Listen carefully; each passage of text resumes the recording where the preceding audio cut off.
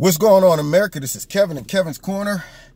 And it looks like Rocket Man wants to have a chat.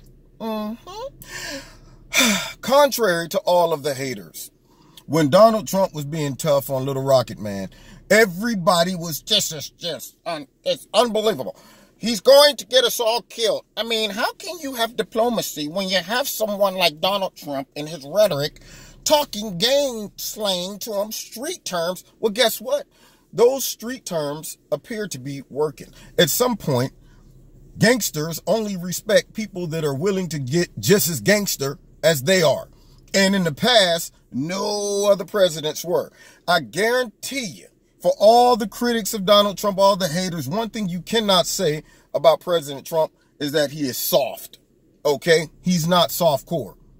Meaning, he's willing to take a stand on something, stick with it, and I think that North Korea and even other countries get the hint that it's not just an imaginary red line in the sand. It's not just rhetoric. He's going to follow through with it. And I think at this point, Kim Jong-un realizes that there's only really one way out of this, and that is either denuclearize or be vaporized. Now, that is the last thing that anybody on the planet wants to see or happen. But we also cannot, and this was, I think, something that all of the past presidents didn't get. When you're dealing with someone who's sporadic, someone who is a complete narcissist and a dictator like Kim Jong-un, to where power is more important than the lives of his own people, you cannot afford to let someone like that have nuclear weapons. We would be hostage forever. It will always be, if you don't do what we want you to do, we're going to blow up you. We're going to blow up Japan. We're going to blow up South Korea. And we'd have to deal with that forever. And if we let that go, 5 years from now, people will be going, same liberals and same critics on all the other stations will be going, President Trump should have did something about this. He was soft on Kim Jong-un 5 years ago. Now look at us. Well, I mean, he has 55 nuclear weapons. Same people would be whining. So when he was talking tough on with Kim Jong-un, I applaud him. I was like, I mean, at some point you got to put up or shut up. And it was coming down to that. Now, here's the thing. If President Trump is able to pull this off, boy, I tell you, you talking about he might just skirt in, as long as he don't do nothing crazy from that point on, but he would skirt in to 2020. And I know it would hurt Don Lemonhead and Chris Como and Rachel Maddox and all the rest of those haters and the liberal media and all the Democrats to give credit where credit is due. They would probably be up to like, I mean, yeah, maybe it's cool. I mean, okay, fine. I mean, he did negotiate. He saved us all from getting blown up. But so what, though? I mean, you know, that ain't that important. That ain't that important. Yeah, they would try to find some negativity about it, but he should win a Nobel Peace Prize if he's able to do that. And I do. I hope he's able to do it for the sake of the North Korean citizens, South Korean citizens, Japan, and America. And I think it comes down to Kim Jong-un realizing that, hey, right now, I'm living large. If I just act like I got some sense, if I just will start to assimilate into the rest of the world and do business, not threaten everybody, not just put together all these weapons and go into militarism so that I can tell everybody what I'm going to do to them if they act a fool. If I would act normal, I could live out the rest of my days, nobody messing with my regime, trade policies going on, money coming into the country, get our little economy jump started, and have a great life. Or I could keep acting like I want to go to war and at some point have no life. Not for me or anybody on the continent. And see, we can't, we don't want that.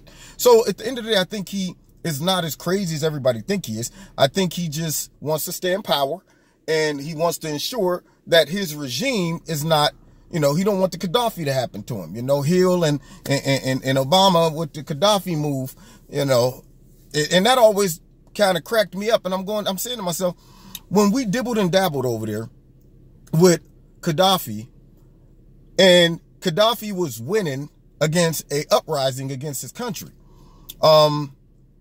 regardless of how you feel about Gaddafi in Libya at that time, whether you felt we should have been over there or not, I thought about something. I said, you know, if we were to ever have an uprising in the United States and people just start rushing to Capitol Hill to overthrow the government, they would do the same thing, if not worse, than Gaddafi was doing to the people who tried to overthrow his government. Do you think that our government would sit back and say, well, let's not hurt them. Let's use rubber bullets, even though they're going to jump over the fence and come into the White House and possibly kill everybody. Let's just say we don't want this to be a big PR mess. They would be shooting people in the streets just like Gaddafi was doing, unfortunately. And if a foreign government decided, okay, I see a civil war going on in America, and China or Russia or one of our enemies decide, let's help this happen. Let's help them overthrow the government and let's give them guns and stuff like that. Immediately, we would say, you guys are messing with a sovereign country, and we would turn our attention to that country and say, this is an act of war. You can't come over here and interfere in our little civil war going on just because you want different results and different leadership. You can't do that. What type of agenda do you have? What's your bigger motive? Okay, so get your meat hooks out of here. But nah, we interfered. And I think other leaders around the country probably saw that and was like, hey, man, I don't want that happening to me. You know, I need to come up with something that if anybody act a fool, I can defend myself. But I think this man is truly a dictator, that there's no justification of tolerating him and him becoming nuclear empowered. Something needs to be done with him. And I hope President Trump is able to sit down and negotiate this man, giving up his nuclear weapons and starting to act like he has some sense. Play nice with the rest of the world, Kim-un. Go out on the playground. The kids are out there. They're going ring around the rosy, pocket full of posies. Ashes all fall down, okay? You can't go out there and start stopping the merry-go-round. They're on the swing and you stopping the swing and you're just throwing mud in people's eyes and taking the ball from them when they're trying to play kickball. No, you got to play nice to make friends, okay? And that's my message to Kim-un. All right, you've been listening to Kevin at Kevin's Corner. Let's see how this all unfolds. It should be very interesting. And I also am curious to see how the media will handle their coverage of this if Trump pulls this off.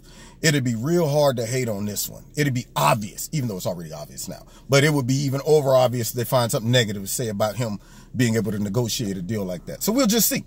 All right, you've been listening to Kevin at Kevin's Corner. God bless you. If you like this video, hit like, share the video, subscribe, because I noticed that some people are not getting the little notification. You got to hit the notification, bing, that bell, hit that.